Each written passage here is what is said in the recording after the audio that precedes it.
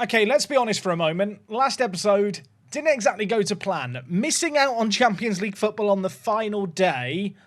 I'm still angry about this. But you know what cheers me up ever so slightly? A bank balance of £125 million, loads of transfer budget, loads of wage budget, a new tactic that I'm cooking up to. Yeah, let's get ready for Season 3 today. Yes, folks, how is it going? And a warm welcome back to the Journey Manager. It is pre-season ahead of our third season in charge of Newcastle United. The aim, of course, to win the Premier League. Now, of course, our aim is to do it before Mark retires. The good news, he's not retiring this year. I'm a little bit conscious of the fact I'm probably going to have to give him more game time on the regular in the next few years to stop him retiring prematurely. And that is because as much as I rate the team and think our team is good, I do fear we're a season or two, maybe three, away from actually winning a Premier League title. Now, you might have already noticed in the top right corner, it's the 15th of June, so this is a little bit of a later start for a transfer special than you might be used to. The transfer window is about to open. We do already have some deals ongoing. And by ongoing, I actually meant incoming. Yeah, these are all pre-season kind of pre-contracts that we've sorted out. Of course, Dominic Latal is leaving the club. He's leaving for £23 million to Burnley.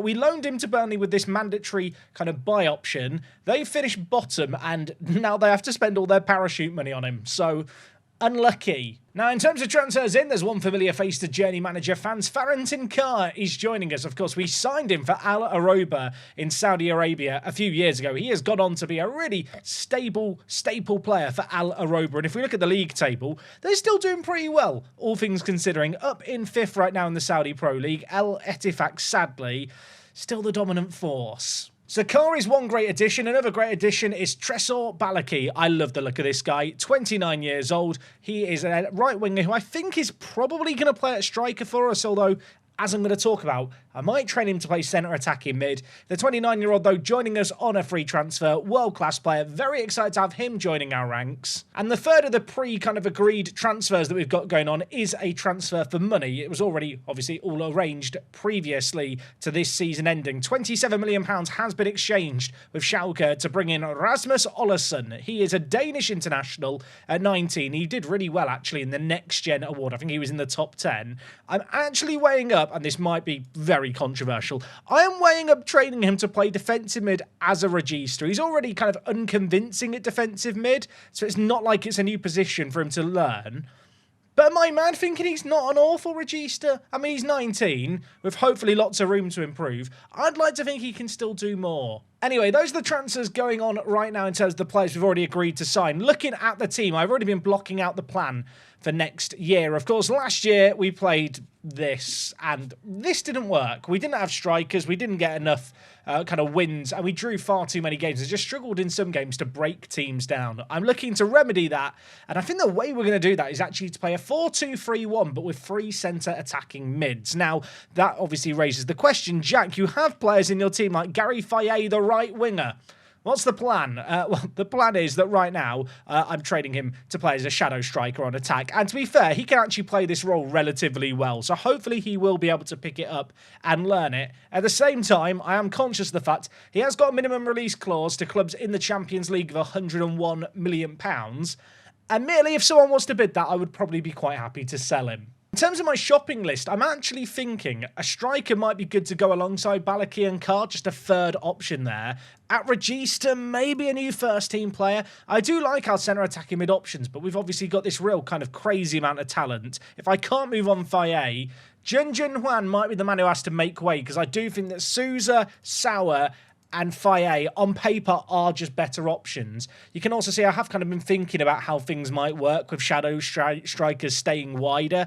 Basically, it operates a bit like a 4-2-3-1, but it allows me to play my centre attacking mids in, well, their more preferred roles. And also, I find shadow strikers just quite fun in this match engine. I feel like considering we played this season system and a shadow striker was our top goal scorer last year, something that retains a little bit of the DNA that we had before would be nice. You might also notice Marco at right back, and that might raise some eyebrows. I actually think he's a pretty bloody good right back. In Football Manager, the further you get into the future, the rarer wing backs and full backs just tend to be.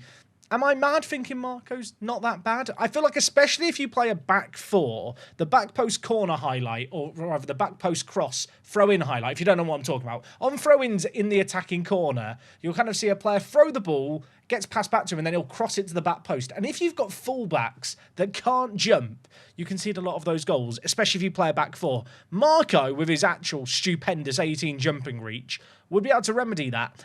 And he's really not that bad going forward. Now, to be honest, if I find a world-class right-back, that's not to say I won't sign a right-back, but when you look at the overall balance, I think in terms of finding another striker, a left-back, maybe a new regista, they're kind of the things top of my shopping list. The first team right now does sit at 30 players. We definitely need to move some players on. I'm looking at all these centre-backs we've got, and with us switching to a back four this year, probably don't need the same depth that I had been building up. And I am looking, to be honest, at players like Paul Curtis with interest in him, thinking, yeah, you scored a few goals at the end of the year and played quite well, but I don't want you to be my starting left back. So if I could sell him while his value's nice and high, that would probably be smart. And if I was to sell him, he wouldn't be the first option I've sold, because I talked about all these ongoing transfers. Forgot to mention, Chima Egbo left us. Yeah, I literally just sold him to Qatar for £14.5 million. He was signed for £2.3 million. Nice little bit of profit. He was our backup left wing back. I suppose with his departure, that really presses on the need to get in a new starting left back. But in terms of younger options, we have got Thomas Tanner in the backup kind of positions in the under-21s, who can maybe be a first-team player. But to be honest, the man who I think could be my backup this coming year is Gasparini. Maybe I'm crazy. I feel like he looks like quite a good left-back, and he's improved a lot this year. With this new kind of luck team and the centre attacking mids looking like they could be the future, there are players like Mario Ivkovic, who I would kind of like to sell on if I can. I'm a little bit concerned that with his excessive wages, no one's really going to want to pay those wages for him. Elsewhere, there's some other young players, I suppose, like Sun Chan, who I might look to loan on, just because I don't think he's going to get minutes this year. At the same time, I don't really want to sell him either. Oh, and just to add a layer of complication to everything is actually the World Cup going on at the moment. So my players at the World Cup that I want to sell, but also World Cup players that I might want to sign, might not actually want to negotiate with me for a little while. Anyway, I'm going to mash continue a bit. We'll see what dealings happen. I need to get some sales done. I hope I get some done. Okay, folks, well, it is the start of a brand new season, and this caught my eye. The board have asked, what my expectations are for the year. If I tell them I'll qualify for the Europa League, they give me £500,000 more on the wages and increase the transfer budget by 13 million. Not going to come as much of a surprise. We're absolutely going to do that. I'm also pleased to report that the league table has reset for the season because we've passed that season tick-over date, and if we look at the season preview right now, predicted to finish 8th.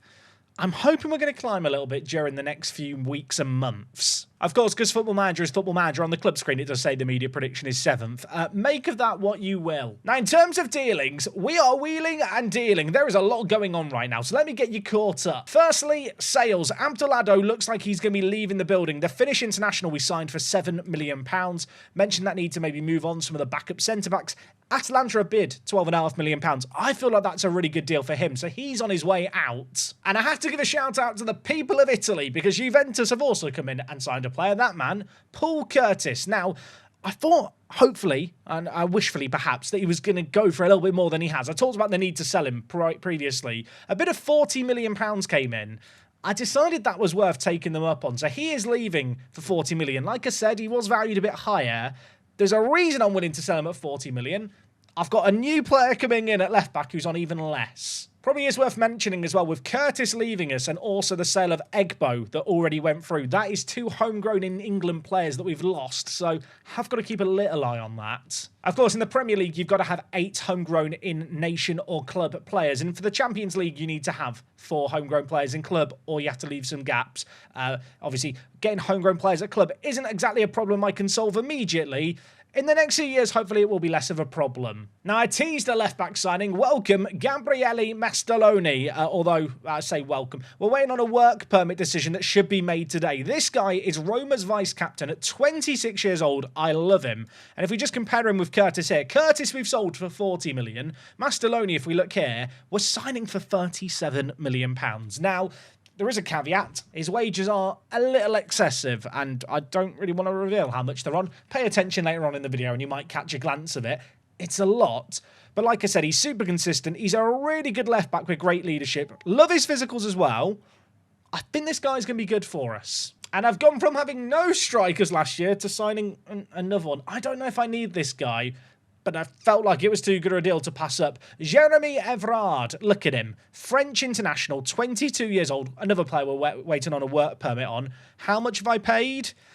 £53 million.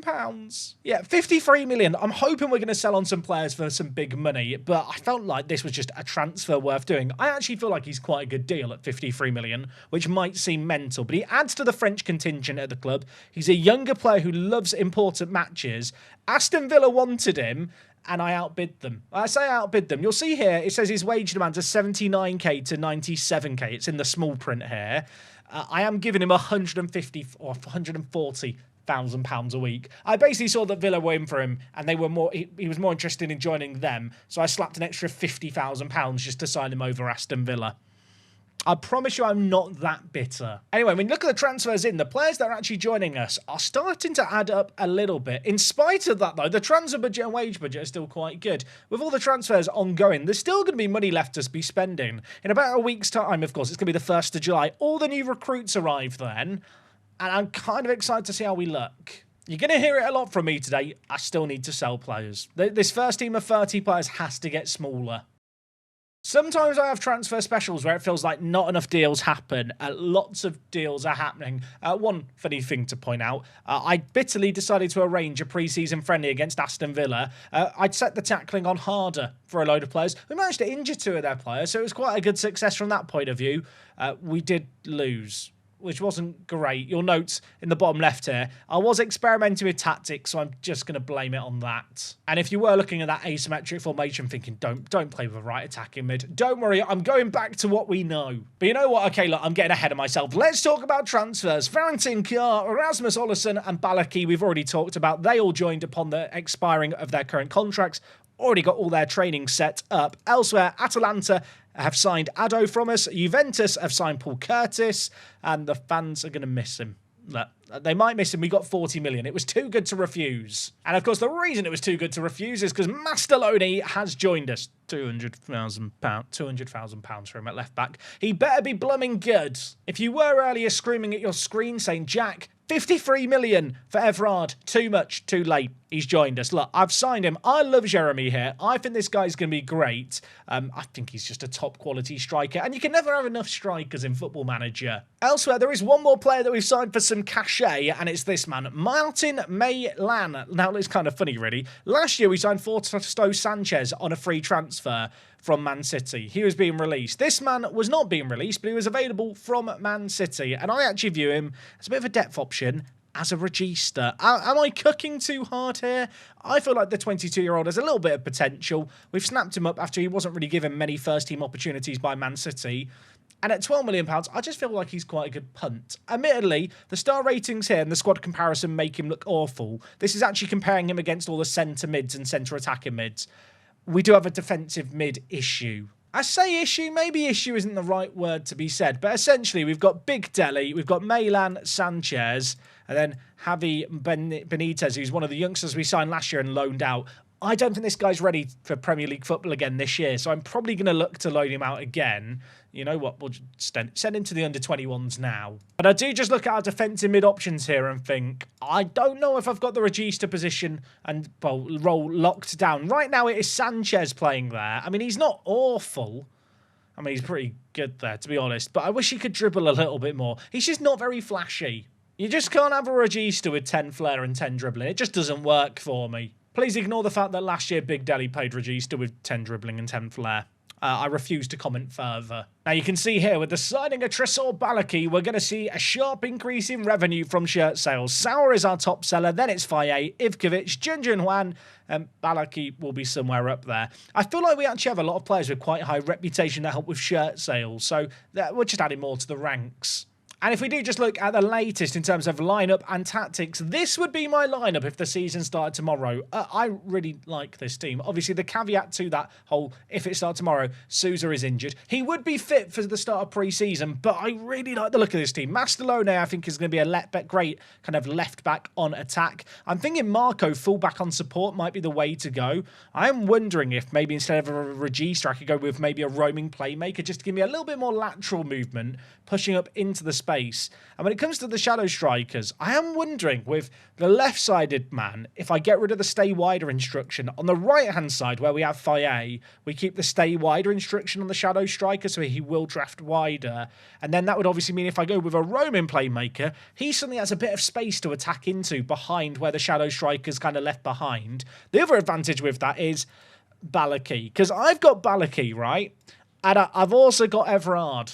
And only one of these guys can play at striker at once. And for me, I think Everard is better, at least as a striker. And Balaki, with respect to him, he's great. He might have to add another trick to his arsenal. If we look at his training here, you can already see what the trick is I'm thinking. I think I'm going to train him as a shadow striker. And similarly to Faye, who is a right winger, who I'm going to train to play in the middle, he could then slot in at the right centre attacking mid option. That's what I'm thinking right now. In terms of the rest of the instructions, if you were working, overlap on the left-hand side with the fullback on attack, in possession, work the ball into the box. I'm probably going to tinker with this stuff through pre-season, but we're experimenting. I am using the Singapore Super as a base, but I've actually not played with 3 centre attacking mids this year in Football Manager. So it feels like a nice time to do it as we approach the end of the cycle. I will also say that with the lineup we've got blocked out here, the bench is really, really young, and that is a good thing. In terms of the first team, the core of it is still kind of in its late 20s, which is potentially a minor concern. But in the grand scheme of things, I feel like in terms of the complexion of the squad, I'm happy in terms of ages. What I'm less happy with is 33 people currently in the first team. I need to start selling players. All I'm saying is, Ivkovic, it's time to offer you out. Man who signs is still here. Get him gone. There's players like Signs who have been here since, well, it feels like forever. I just need to sell them for any price, to be honest. I don't know what to do with Matteo Vial, because I think he might just be outside of our bench this year, but he's probably too good to be there. You know what? We'll just offer him out as well, and hopefully he won't cry too much. Vial and Ivkovic's wages are very large for players that aren't even on the bench for me. And also Balan. I loved Balan because we signed him on a free transfer when I first arrived, but honestly, last year he really didn't do much for me. You know what? We'll offer him out too. We're going to sell everyone. I say we're going to sell everyone. Actually, we're not really selling that many players. In fact, the core of the first team and the bench is actually in touch with those players offered out, which really gives you an idea of how strong the squad is right now. Now, in terms of remaining budget, it might be shocking here to realise we've still got loads of overall balance. Our actual transfer budget still has 68 million in it. Admittedly, we're over the wage spend right now. The wage budget and wage expenditure has creeped up over the last 6 months. I would like to cut that down, hopefully to below 4 million by the end of the summer. I guess players like Ivkovic leaving really would help with that. I mean, the wild thing is if I do start to sell on a few players for a bit of money and free up some wage budget, there's nothing to say we still can't go mad with transfers. I mentioned the need for a striker, a left-back and a regista. We've got 2 of the 3. There's 1 more to find. Okay, well, I wasn't going to come back so soon. Arsenal have made a bid for Mario Ivkovic. They've offered me 46.5 million. Now, his original valuation was actually, I think it was higher than 58 million in all honesty. I kind of want to get greedy here. I feel like his valuation was like 90 million before. I'm going to ask for 80. That might be too much. But, you know, I'm going to try it anyway. They've offered back 51. I mean, if transfer value is 58, should I just ask for 60? I think 60 million for Ivkovic. 60 million is more than fair. I'm selling him at that price. Some people will hate that. 60 million for this bloke. 5 goals last year, 7 the year before that. I really don't feel like he's that good. Get him gone. And to be honest, we can add him to the list of players going. Sun Chan, I've managed to sort out a loan move for. A few championship clubs have made an offer. I mentioned earlier. Probably want to get rid of this guy and give him game time. He's been playing for South Korea at the World Cup, by the way. They've just made it through in second in their group. Do we know the knockout draw yet? Do we know? Second round knockout draw? South Korea knocked out Uruguay. Where are we in the competition? South Korea knocked out England. That is all. Cameroon knocked out France. Here's the World Cup quarterfinals. I mean, there is some mad teams in there. South Korea won 3-2. Look at the stats for this game. This is disgusting. This is disgusting. Jun Jun Huan was subbed on and then subbed off in this game. He got a 6.6 rating. My hero. And this is the man who got 2 goals to knock England out. That is so funny, isn't it? Anyway, minor distraction aside, Yu Sun Chan is leaving out on loan. The player who I actually clicked on this screen to visit was Balan, who is hopefully leaving the building. We've had an offer from Villarreal of 19.5 million. I think it can rise up to 25 million, including some clauses. I wish I was getting more for him, but to be honest, he's so far down the pecking order, it is now about moving him on.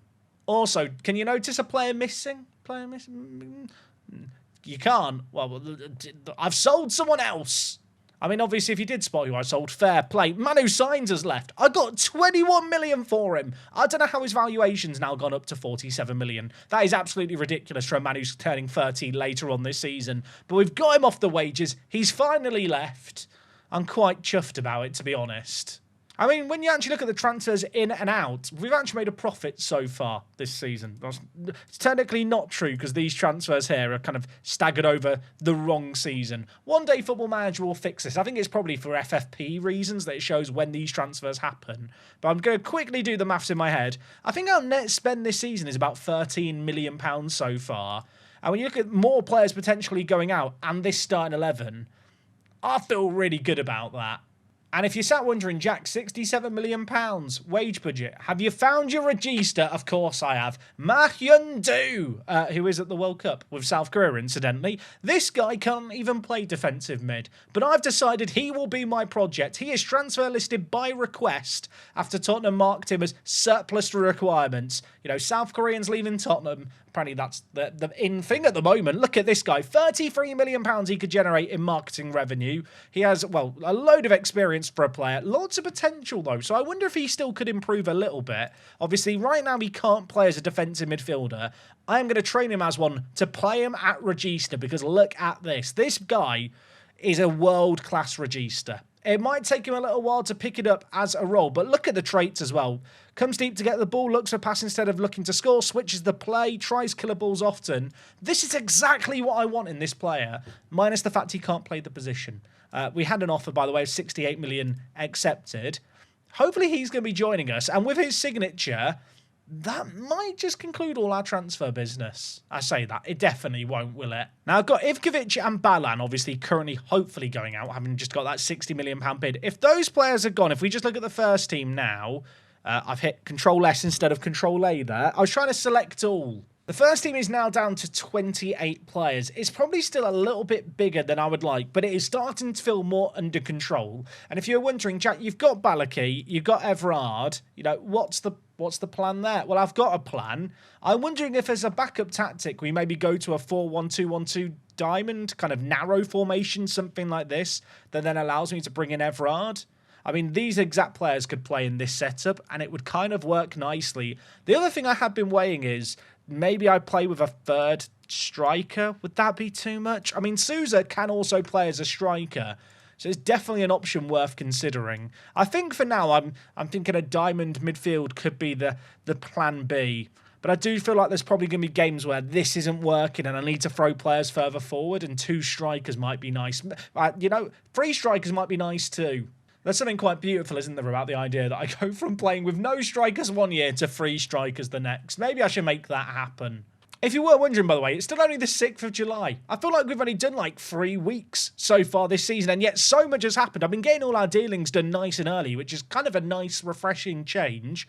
I'll come back if there's any big revelations. This is funny. This is funny. England have offered me the job. Didier Deschamps, obviously French legend, has decided to leave England managerial position. To be fair, he's probably pushed, wasn't he? He's probably fired, if we're being honest. They got knocked out by South Korea. I mean, on the one hand, it's tempting because it's England. On the other, let's be honest, international management in Football Manager is awful. Although now the temptation to put I was offered the England job in my journeyman save game as a YouTube title is really tempting. If you've clicked on the video because that was the title and I'm just now going to reject it, I'm so sorry. Hopefully you've enjoyed the ride to this point. I have got more to talk about though. Now, it is approaching late July. Bad news, only one signing made. Good news, it's the signing I wanted to get done. Ma Hyun-doo is joining us. I feel like he needs a nickname. Also, should his name be Hyun-doo Ma? I think it is actually said that way around, with it being a South Korean name. Nevertheless, he's joining us, as you can see here. Already learning to play defensive mid. We did sell Mario Ivkovic in the end. He is headed to Arsenal for £60 million. I'm going to hope he's absolutely awful for them. I don't know quite why he's valued so highly and why they've paid so much for him, but I'm glad they did. We have loaned out a couple of players, by the way. Diego Tofano, really exciting youngster, but a player who, with this change in system, I'm not sure I'm going to be able to fit into the team. Didn't really play enough last year to aid with his development either, so a loan to, well, the Bundesliga for Freiburg is an option for him. And Javi Benitez is leaving for Lazio. Was hoping that this guy would kick on more with an extra season at Real Betis. We signed him last summer and loaned him back to them. Hasn't quite worked out. Of course, he was one of a few players that we signed last year and loaned back. There's a couple of players that followed that pathway that are currently featuring in my first team. If you're wondering, by the way, about this lineup here, these are the 3 players who I'm training to play in new positions, and by lining them up like this, when I go into friendly matches that I've told the assistant to manage, he will actually play these players in these positions. This is how I'm hopefully going to teach Balaki to play attacking mid, Faye to play attacking mid. Admittedly, he's picking it up quite quickly, and also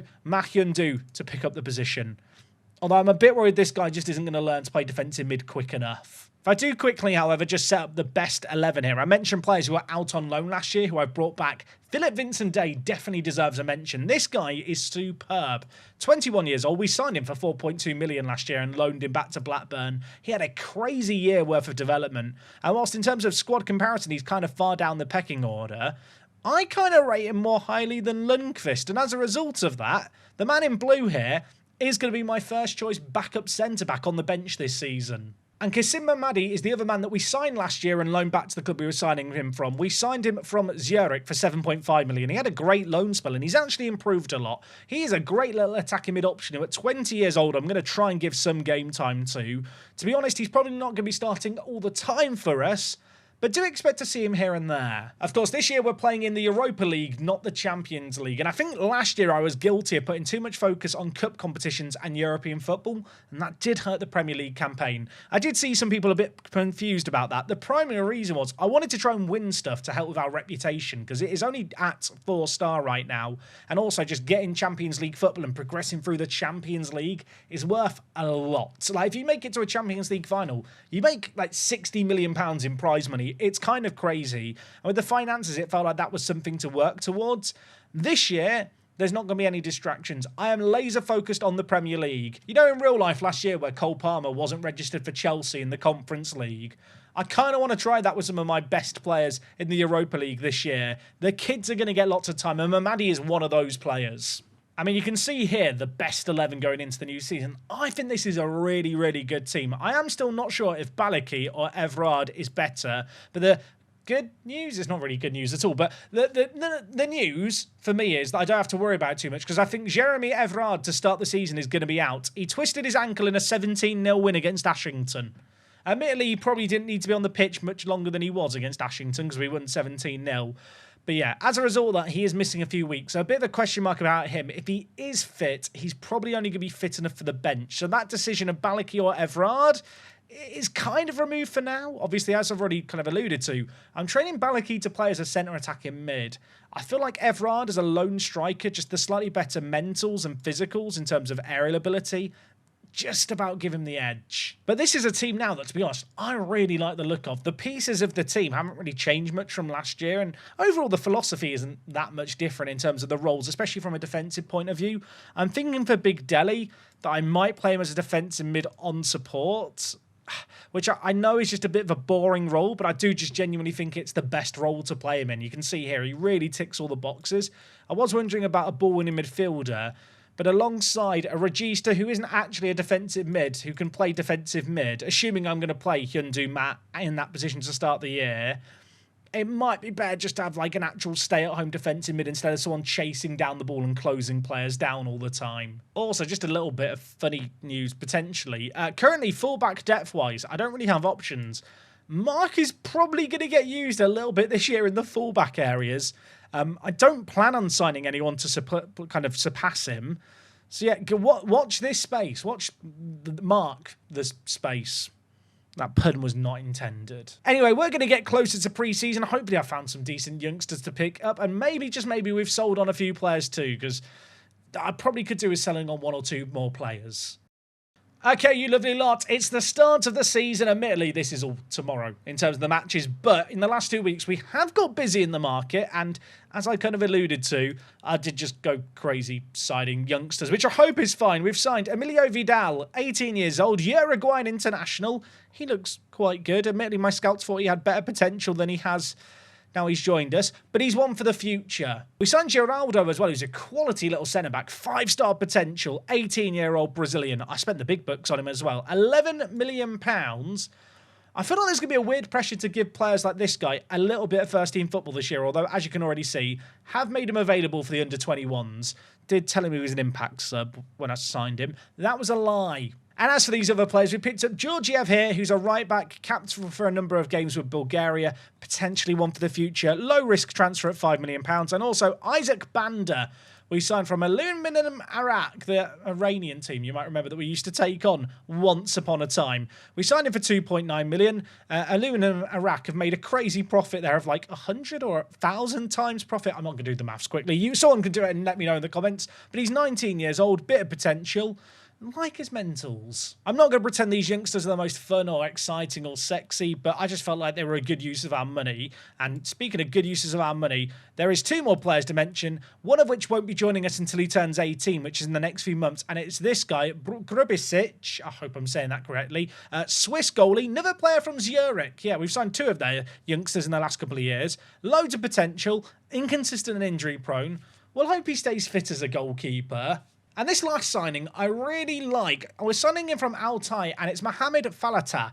The plan is to loan him back for 2 years to the Saudi outfit and just let him develop. He has developed quite well already in his career, at least judged by his current ability here. He looks like a really, really good option. Bags of potential in the eye of my staff. I'm paying £18 million for him. So I'm certainly going to hope that if he goes back on loan once he gets the work permit, he does develop. But yeah, planning for the future is always just nice. Anyway, with all the new additions we've made to the team, we have crept up the rankings. Look at this season preview. We're ahead of Aston Villa. Come on. Yeah, we're in 5th right now. Balaki and Faye also in the Media Dream 11 is really, really cool to see. And I do think to start the year, we're going to play this. Now, the tactic has evolved a little bit. I'm ditching the Regista, and I'm thinking that Hyundu Ma is actually going to play as a roaming playmaker. The reason for that, I'm going to have Faye as a shadow striker, have stay wider, but also runs wide with the ball. I'm going to kind of try and force him to operate like a winger whilst also remaining narrow when we don't have the ball. And the plan there is that in him running wider, it should allow Ma here to just make these underlapping runs.